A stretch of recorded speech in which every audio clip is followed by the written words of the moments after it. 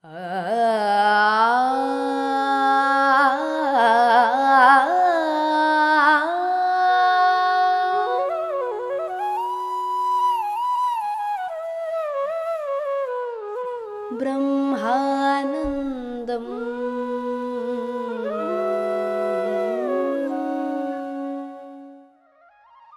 नमस्कार दोस्तों, ब्रह्मानंदम शो में एक बार आपका फिर स्वागत है। आनंद कर्णेश जी द्वारा रचित एक अद्भुत किताब a thousand seeds of Joy, इस किताब से हम आपस में विवेक बांट रहे हैं। दोस्तों, हम जिस अध्याय के जरिए गुजर रहे हैं उसका नाम है आत्मा की एक अंधेरी रात। यहाँ पर इस अध्याय के प्रारंभ में आनंद कर्णेश जी अपने आत्मा के अंधेरी रात के बारे में हमें विस्तार पूर्वक बता रहे हैं। पिछले एपिसोड के अंत में हमने माँ से ये विस्तार पूर्वक सुनना शुरू किया था कि किस प्रकार इस अंधेरी रात के जरिए गुजरकर आनंद कर्णेश जी ने अपने पहले 3 चक्रों को सफलतापूर्वक खोलने में कामयाब रहे। और जो पहले 3 चक्र हैं मेरे दोस्तों, एक बार हम फिर से याद कर लें। पहला चक्र है मूलाधार चक्र, दूसरा चक्र है स्वाधिष्ठान चक्र और तीसरा चक्र है मणिपूरक चक्र। तो ये जो 3 चक्र है हमारे पहले 3 चक्र, इनका संपूर्ण रूप से खुलना, इसका मतलब ये है कि इन चक्र के चारों ओर जो हमारा मन है उसे खाली करना। तो यहाँ पर माँ बता रही थी कि किस प्रकार आनंद कर्णेश जी इस दर्द भरी प्रक्रिया के जरिए गुजरते हुए अपने चक्रों को खोल सके। तो यहाँ हमें माँ बताती हैं कि जो मार्ग आनंद कर्णेश जी ने अपनाया वो था एक्सेप्टेंस और समर्पण का मार्ग। जब भी वो इस प्रक्रिया से गुजरते हुए संघर्ष का मार्ग लेते, दोबारा उन्हीं दर्दनाक अनुभवों के जरिए गुजरते, और जब भी दर्द वापस आता तो वो उनके लिए एक यादगार रहती कि संघर्ष का मार्ग नहीं, मुझे समर्पण का मार्ग लेना है। इस प्रकार समर्पण के मार्ग को याद करते हुए धीरे धीरे उन्होंने अपने पहले चक्र के चारों ओर के मन को वो समर्पण के द्वारा खाली कर सके। और जैसे ही पहले चक्र के चारों ओर का मन खाली हो गया, उनकी जिंदगी से ये दर्द भरी प्रक्रिया भी गायब हो गई। फिर माँ हमें बता रही है कि किस प्रकार पहले चक्र के खुलने के बाद दूसरा और तीसरा चक्र खोलने में आनंद कर्णेश जी सफल रहे। माँ कहती है कि पहले चक्र के खुलने के बाद दूसरे और तीसरे चक्रों के चारों ओर के मन को अभी खाली होना बाकी था, क्योंकि दूसरे चक्र के चारों ओर मनोभावना से भरा हुआ मन और तीसरे चक्र के चारों ओर अहम से भरा हुआ मन अभी फिर भी भरा हुआ था। माँ कहती है कि पहले चक्र के खुलने के कई साल पश्चात, मतलब काफी साल लग गए, दूसरे चक्र के चारों ओर के इमोशनल अटैचमेंट से मुक्त होने को आनंद कर्णेश जी के लिए। यहाँ पर माँ कहती है कि जो मनोभावनाएं थी, जो उनके संबंधों के साथ जो उनके अटैचमेंट्स थे, उसे प्रेम और क्षमापण के माध्यम से वो अपने दूसरे चक्र के चारों ओर के मन को खाली कर सके। दोस्तों, एक बार फिर याद रखें कि दूसरे चक्र के चारों ओर का जो मन है वो हमारे मनोभावनाओं से भरा रहता है। और यहाँ पर जो मनोभावनाएं, जो अटैचमेंट से आनंद कर्णेश जी भरे हुए थे, वो अपने अलग अलग संबंधों से, रिलेशनशिप से संबंधित इमोशनल अटैचमेंट थे, और वो इनसे किस प्रकार मुक्त हुए? प्रेम और क्षमा गुण के द्वारा। लक्ष्मी माँ कहती है कि ये जो तीसरा चक्र है, उसके चारों ओर के मन को अहम से मुक्त कर रहे हो। अब चूंकि तुम्हारे तीनों चक्र खुल चुके हैं, तुम अब चौथे चक्र यानी कि अनाहत चक्र की तरफ बढ़ रहे हो।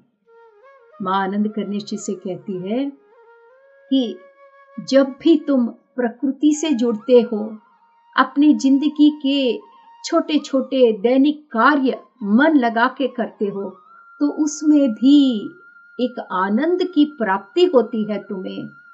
और तब तुम दोबारा जो खुशी अपने बालपन में तुमने एक्सपीरियंस किया, जो जादुई क्षण तुमने बचपन में बिताए, उन पलों को तुम दोबारा प्राप्त कर पा रहे हो। इस प्रकार अपने दैनिक जिंदगी के छोटे छोटे कार्यों में आनंद को प्राप्त करते हुए तुम एक बार फिर अपने बालपन में प्राप्त की हुई खुशियों को दोबारा से अनुभव कर पा रहे हो, और इस आनंद के जरिए अपने पूर्णात्मा के साथ एक होने के मार्ग में आगे बढ़ रहे हो।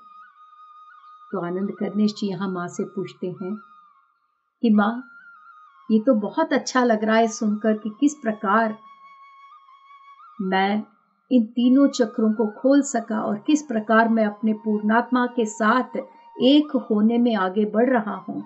पर एक बात बताइए माँ, कि ये जो दर्द भरी प्रक्रिया है जिसके जरिए मैं गुजरा हूँ, क्या हर एक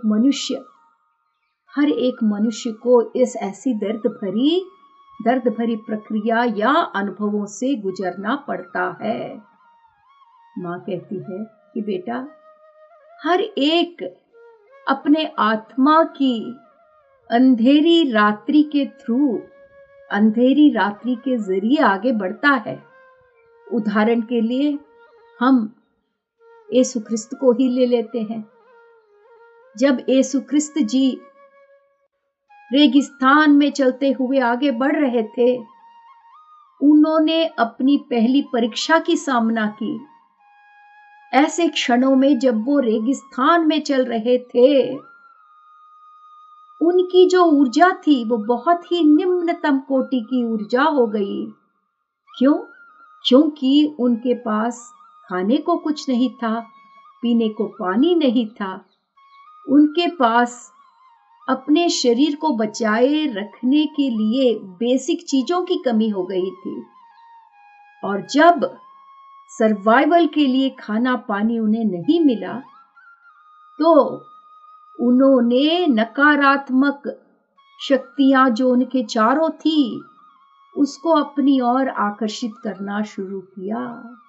और जब वो इन नकारात्मक शक्तियों को अपनी तरफ आकर्षित कर रहे थे, उस क्षण में उन्हें एहसास हो गया, जागरूकता के साथ उन्हें ये एहसास हो गया। और इस जागरूकता से, क्योंकि वो समझ गए कि ऐसी स्थिति में पहुंच गए हैं, वो ऐसी भौतिक स्थिति में कि अपने चारों ओर से नेगेटिव एनर्जीज को आकर्षित कर रहे हैं।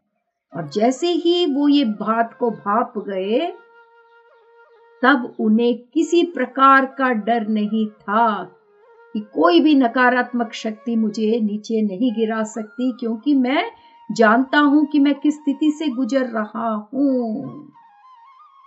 और फिर उन्होंने अपने से कहा कि मेरी ऊर्जा ये नकारात्मक ऊर्जा नहीं है। और जैसे ही उन्होंने अपने आप को ये बताया कि मेरा इस नकारात्मक ऊर्जा से कोई संबंध नहीं है, नकारात्मक ऊर्जा ने उनकी तरफ आना छोड़ दिया। माँ कहती है कि तुम पूछ सकते हो कि यीशु ख्रिस्त इतने महान हैं, तो फिर नकारात्मक शक्तियां उनके पास आने में कैसे कामयाब रही? माँ कहती है कि ये जो नकारात्मक शक्तियां हैं, ये भी कभी न कभी कांति लोकों में रही हैं और उन कांति लोकों से ये नीचे के लोकों में गिरी है, क्योंकि उन्होंने अपना चॉइस उस समय किया। कोई भी, यहां मां के कहने का तात्पर्य ये है कि उन एनर्जीज का नकारात्मक एनर्जी बनना भी उनकी चॉइस थी। और यहां पर जीसस क्राइस्ट ने जो चॉइस लिया कि मेरा इस नकारात्मक एनर्जी से कोई लेना देना नहीं, और उनके इस चॉइस से वो नकारात्मक शक्तियों से दूर रह सके। मां कहती है, मैं ये नहीं कह रही हूं कि यीशु क्रिस्त की जो ऊर्जा थी वो बहुत निम्न कोटि की ऊर्जा थी उस समय, बल्कि ये एक कहने का तरीका है कि बिना खाने के, बिना पानी के वो अपने को बहुत ही कम ऊर्जा वाली स्थिति में फील कर रहे थे, महसूस कर रहे थे। पर मां कहती है, क्योंकि उनकी प्रवृत्ति में, उनके प्रकृति में ऐसे कोई नेगेटिव एनर्जी नहीं था, इसीलिए जब उनके चारों ओर नेगेटिव एनर्जीज उन्हें घेरने लगे तो वो पहचान कर उसको रोक सके। वो उस नेगेटिव एनर्जी से डरे नहीं।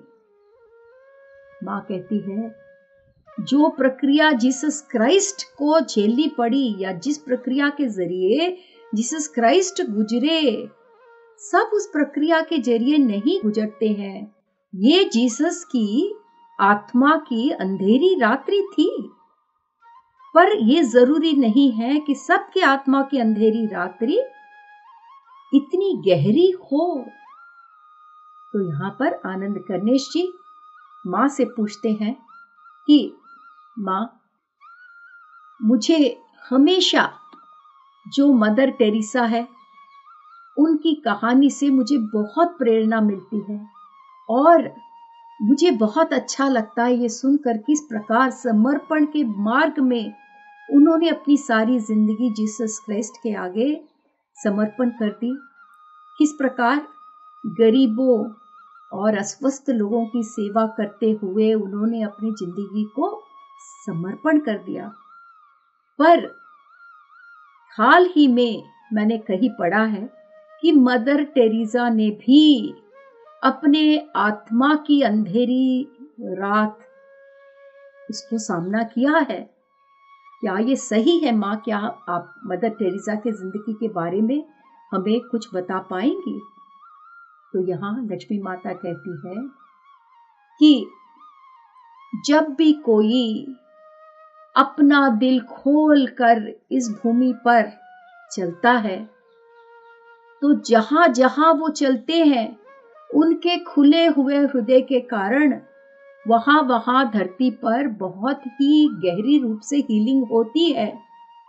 क्योंकि जिनका हृदय खुला रहता है, उनके अंदर के जो पॉजिटिव एनर्जी है उससे वो सारे एरियाज जहां वो चलते हैं वो सारे क्षेत्रों में हीलिंग होती है। मां कहती है कि मदर टेरेसा का जो आध्यात्मिक मंशा थी यीशु क्रिस्त के लिए, वो यीशु क्रिस्त को बहुत ही गहरी रूप से चाहते थे। वो उनकी आत्मा का अंधेरी रात हो गया।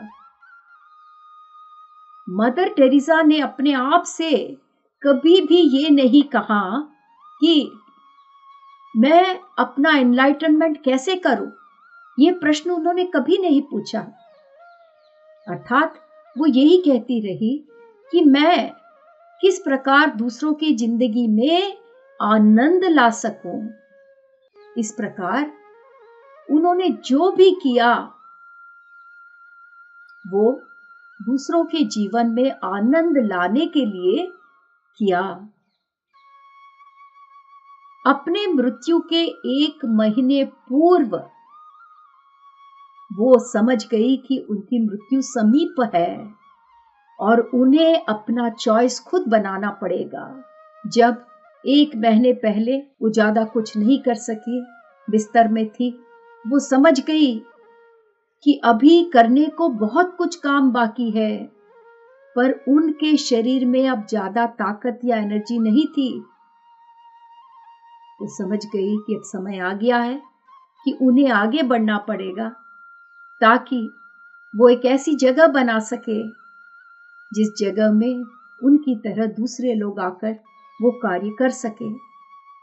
तो यहां पर आनंद कर्णेश जी माँ से पूछते हैं कि माँ, मदर टेरेसा अपनी जिंदगी में एनलाइटन हो सकी या नहीं?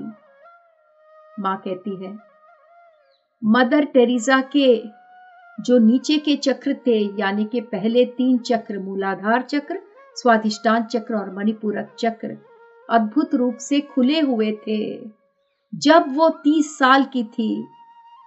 जो समर्पण और श्रद्धा का मार्ग उन्होंने अपनाया, उसके कारण उनके पहले 3 चक्र संपूर्ण रूप से खुले हुए थे। उस चक्रों के खुलने के कारण उनकी जिंदगी में एक एनलाइटनमेंट की तरह एक झलक आई, पर वो एनलाइटनमेंट काफी देर टिका नहीं, क्योंकि उन्होंने वो समर्पण और श्रद्धा का मार्ग छोड़कर अपने दैनिक जिम्मेदारियों में वो समा गई। और उनके दैनिक जिम्मेदारियों का एक भाग था दूसरों की सेवा करना। समर्पण और श्रद्धा का मार्ग छोड़कर वो अपने कार्यों में दूसरों की सेवा में जुट गई। उन्होंने दूसरों के लिए इतना कुछ किया कि अपने लिए करने के लिए उन्होंने कभी वक्त नहीं निकाला। पर मृत्यु के पूर्व जब वो बीमार पड़ गई, तब उनके पास काफी समय था, क्योंकि वो अब दूसरों की सेवा करने के लायक नहीं रही। तो जब वो दूसरों की सेवा करने के लिए समय उन्होंने व्यतीत करना नहीं उत्तम समझा, तो फिर वो अपने आप पर कार्य करने लगी। अपने अंदर की यात्रा पे वो कायम रही, और जैसे जैसे वो अपने अंदर यात्रा करती रही, समर्पण के मार्ग के कारण अंदर जाते हुए उन्होंने एनलाइटनमेंट को एक बार पुनः प्राप्त किया। तो ये जो अंतर यात्रा थी, उसने एक बार खुले हुए चक्रों को दोबारा खोल दिया, और इस बार वो संपूर्ण समर्पण के मार्ग में रहने के कारण उन तीनों चक्रों के चारों ओर के मन को संपूर्ण रूप से रिक्त कर सकी। और जैसे उन्होंने इन तीनों चक्रों के चारों ओर के मन को रिक्त किया, एक के बाद एक एनलाइटनमेंट उनके मार्ग पर आते रहे। 3 चक्र ही नहीं, उसके बाद 4था चक्र, 5वां चक्र और 6ठे चक्र तक वो अपने आप को पहुंचा सकी। और जब उनकी मृत्यु हुई, तब यीशु क्रिस्त खुद आए उनको लेने के लिए, इस भूमि से उन्हें कांतिलोक की तरफ अपने साथ लेकर गए। ये सब सुनकर आनंद कर्णेश जी बहुत खुश हैं। क्या ये सच्ची हुआ माँ? माँ कहती है, हाँ बेटा, जीसस यीशु क्रिस्त के साथ वो कांतिलोकों की तरफ आगे बढ़ गई। तो आनंद कर्णेश जी कहते हैं, तो ऐसा लगता है कि उनकी बीमारी उनके लिए एक तोहफा बन गई, जिसके माध्यम से उन्होंने अपने कर्म को साफ करने का उन्हें मौका मिला। माँ कहती है, हाँ बेटा, काफी लोगों की जिंदगियों में यही होता है। कई लोग अपने बीमारियों के द्वारा अपने कर्मों को हील करते हैं। तुम्हारी जिंदगी में भी देखो, तुम भी तो अपने बीमारियों के द्वारा अपने कर्मों को मुक्त कर पाए। तो यहां पर आनंद कर्णेश जी कहते हैं कि हाँ मां,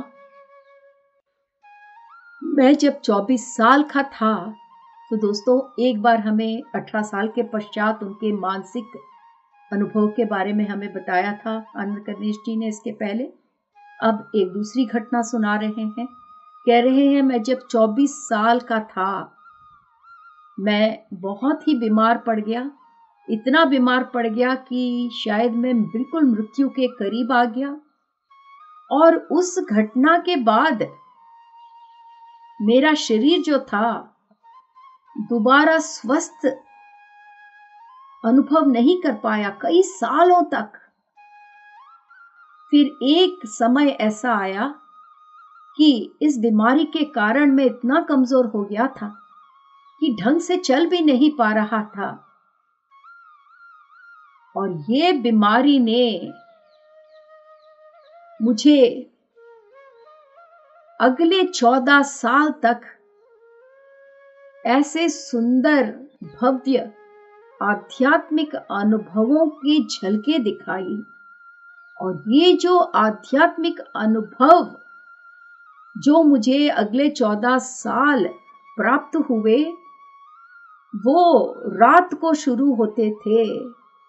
और ये अनुभव जब मैं इस अनुभवों के जरिए जब गुजरता था तो मुझे लगता था कि मैं मर रहा हूं। और ऐसे अनुभव में मेरी आत्मा मानो मेरे शरीर के बाहर आने लगती थी और एक महान हीलिंग एनर्जी मेरे शरीर के चारों ओर भर जाती। और उस हीलिंग एनर्जी के कारण मैं अपने आप को ब्रह्मानंद में पाता, जिसे मैं शब्दों से विवरण नहीं दे सकता हूं।